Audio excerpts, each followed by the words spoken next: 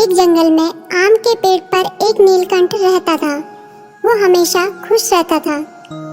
दिन भर वो आम के मीठे मीठे फल खाता और पेड़ की हरी भरी डालियों में झूलते हुए गाना गाता था।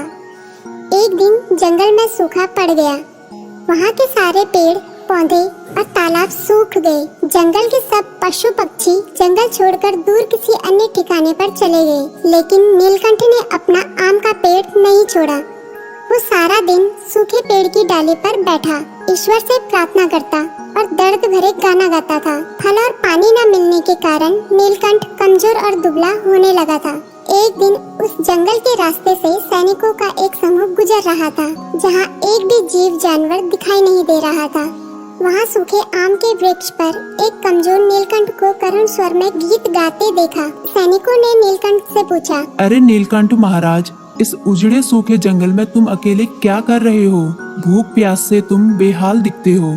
तुम्हारे सारे साथी पशु पक्षी अपना घर छोड़कर दूसरी जगह चले गए हैं। तुम भी चले जाओ, दूर किसी और पेड़ में अपनी जान बचाओ। सेनापति की बातें सुनकर नीलकंठ ने विनम्र और उदार स्वर में जवाब दिया, नहीं सेनापति जी, मैं ऐसा नहीं कर सकता। मैंने इस पेड़ पर बने कटोर में जन्म लिया है।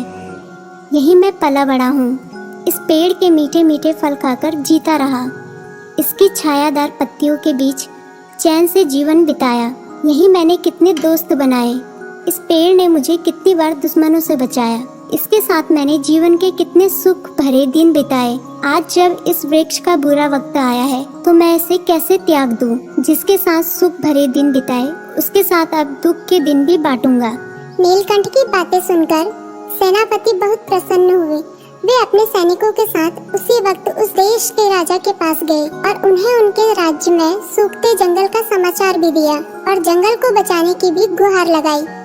सारी बातें सुनकर राजा ने तुरंत एक विशाल नहर खुदवाकर जंगल तक पानी पहुंचाने की व्यवस्था की। फिर देखते ही देखते जंगल के सारे पेड़ पौधे के साथ आम का वो पेड़ भी हरा भरा हो गया और उसमें खूब मीठे फल लगने लगे। जंगल के सारे पशु पक्षी वापस अपने घर लौट आए और नीलकंठ को धन्यवाद दिया।